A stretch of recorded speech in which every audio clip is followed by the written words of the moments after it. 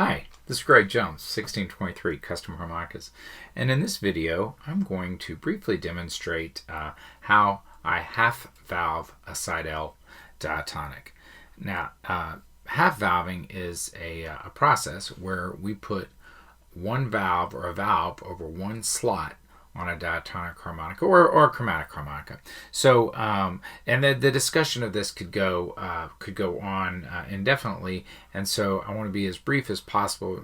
The purpose of the video is really to show you how I do it. But essentially, when we half valve a harmonica, if you take a diatonic harmonica, you blow low, you draw high on holes 1 through 6. The blow note is lower, the draw note is higher. And so what we're going to do, we're going to put a valve on the higher, on the slot covering the higher reed. And so there are a couple of purposes, there are a couple of reasons for that. One is it enables a what you might call a reverse bend or a single reed bend. And once again, the discussion of that is somewhat complex. But the other advantage in some cases is on lower tuned harps. Sometimes the adding of a valve just makes them play a little bit more smoothly. This is not something where I think you would see a lot of difference in, let's say, a higher, more standard pitch harp. But in this case today, I'm working with a low D diatonic session steel. And so what I'm going to do is I'm going to valve the first 5 slots, first 5 holes 1 through 5 on the bottom plate, and I think that might just enable the player to get some slightly smoother bends and smoother playing. So anyhow, let's move the camera down and so you can see how I'm going to do this. So I'm going to move it down just like this, and as I always say, I like to work over sometimes over a towel. And so that's what I'm doing here. So this is the harmonica we're going to work on. So I'm not going to valve today. I'm not going to valve the top. I'm not going to valve the top plate. So it's just going to be done on the bottom plate here. And then what I'm going to do, I'm just going to set that top plate on the comb like that to give me a workspace. Alignment is very important when we valve. The alignment of the valves is important. And so what I'll do is I'll engrave some little lines right there. You know what I said I was going to do? Holes 1 through 5. I think I'm going to go with holes 1 through 6. 1, 2, 3, 4, 5, 6. So I'm going to do holes 1 through 6. And as you know, on a standard diatonic, once we get to hole 7, then we have a blow high, draw low. So the pattern changes. So there will be no valves that will be on the bottom plate here. If I were to continue the process, the valves on holes 7 through 10 would be on the top plate. Okay, so what I've done is I've put a line there right above the rivet, and I'm going to put another little engraved line in the center, as best as I can tell, the center of the slot.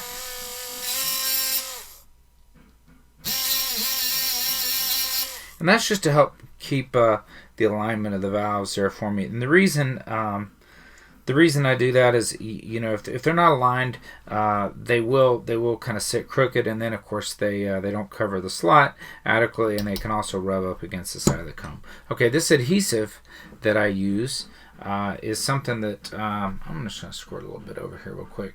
Something I've found. It's a kind of a clear epoxy, non-toxic type adhesive. I use it for both chromatic valves and I use it for diatonic valves. I really like it. It has one disadvantage, and that's that it is slow to dry, and that is a disadvantage. However, it's non-toxic, it's very inexpensive, and it cleans up really, really well. So I'm going to set that right there. Now I'm going to grab my valves. So I use the PT Gazelle, their material valves developed by PT Gazelle, and who is one of the masters at half valved playing. And so I'm I'll get something I'll show you. I use these valves will come from Seydel pre-cut for links. I just buy them as one slot and then cut them into position. Okay, so one other thing to note, when we valve a diatonic, it's a little bit different. The valves are different, and the process is a little bit different than when we valve a chromatic. So what I'm going to do, I'm just going to set that valve just like that, and just kind of straighten it up. And as you'll see, it doesn't completely cover the entire slot, and that's okay. In the case of a diatonic, that's okay. In fact, PT says sometimes leaving a little gap at the end makes them play a little bit better. He would surely know. So I'm going to do this right here. So get that in there.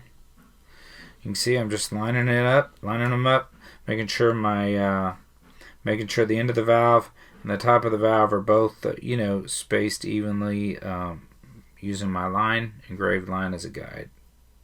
And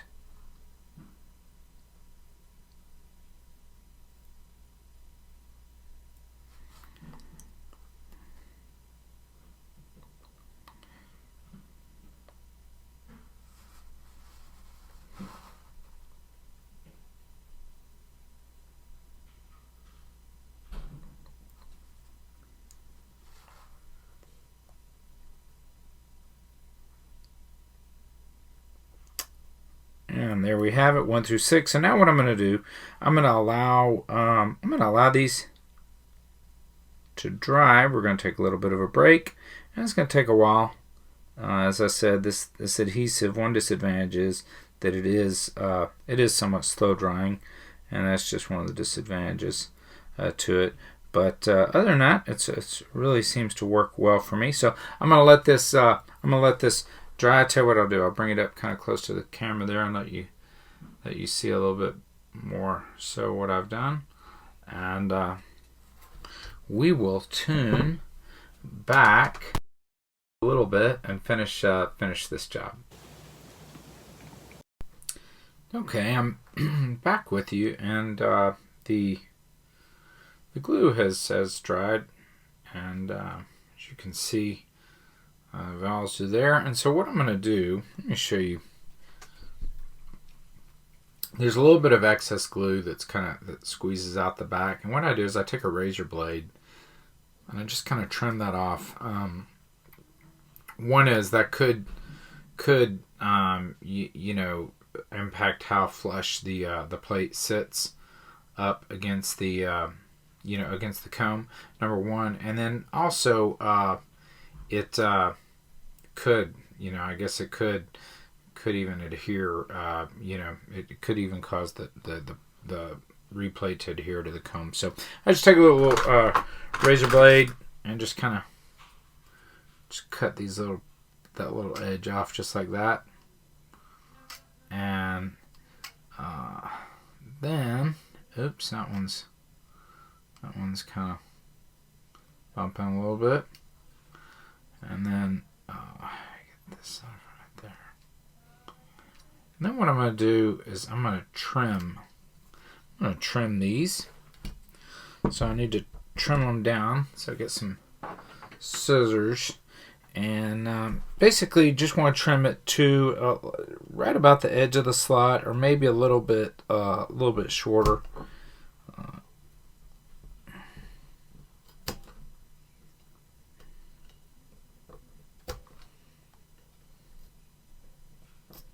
I may have cut these just a hair long. Come a little bit more off that. So PT, who does a fantastic job at this, and his harmonicas play really well, I think he advises to cut them a little shorter than the slot. And then what I'll do, show you how I do this here. A little bit of tape left over from the packaging. Get that off. So now what I'm going to do, I'm going to test my fit. I'm going to put the plate there.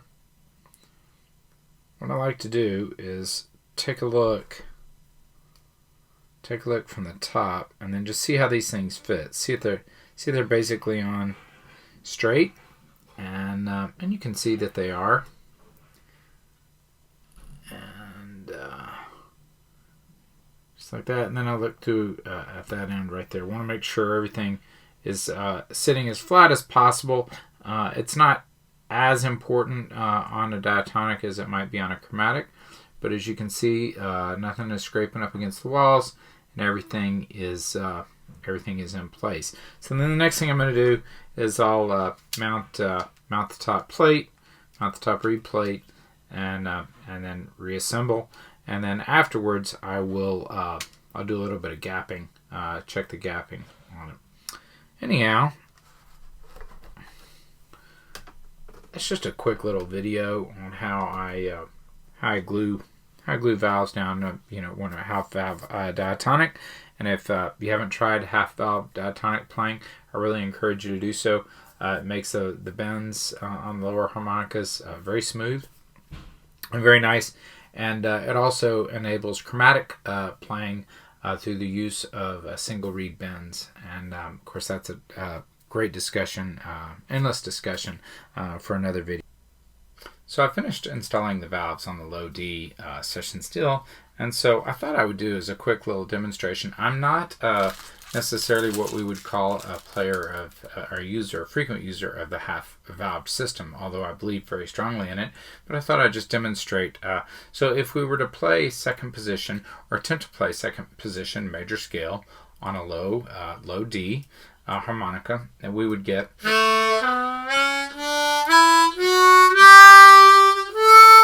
Obviously, that note is not correct. That is the dominant seventh. The seventh note of the scale is not major; it's dominant, and that's the incorrect note. Once again, I'll demonstrate again.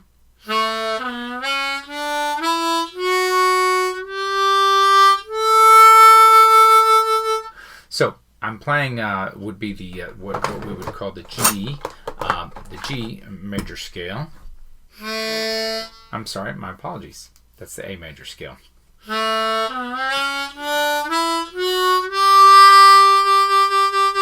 And the dominant seventh in the A major scale is going to be a G note. And what I actually need is the G sharp note, which would be the seventh note of the scale, what we will refer to as the major seventh. So one way that I can achieve that using a low D half valved diatonic.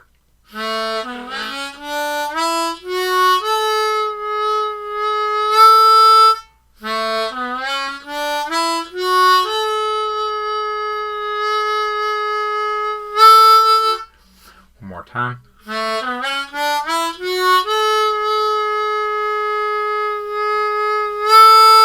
So what I'm playing, not very well, but is a blow bend on the 6-hole.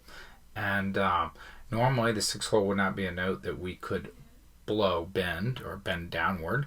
However, because the hole is half valved, it allows us to play a unique, kind of a unique beast called the single reed bend. And it is tricky, and it does take considerable amount of practice and muscular control. But that is another way to achieve the major seventh and a missing note. It's another way to play chromatically. So, in other words, we can play in holes 1 through 6. We can play some form of a blow bend on a half-valved harmonica.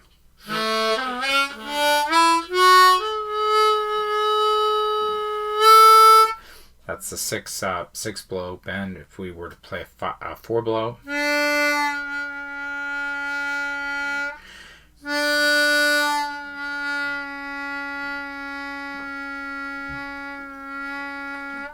so I'm actually playing a C sharp. The 4 blow would be a D, and I'm dropping it down a half step.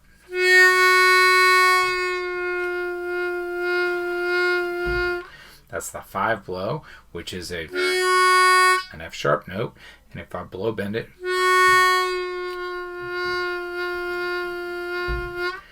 once again, this technique is not something that is learned overnight, and it's not learned off of a forum, but with practice and control, players can master it. And of course, the two stars in that are P.T. Gazelle and Brendan Powell.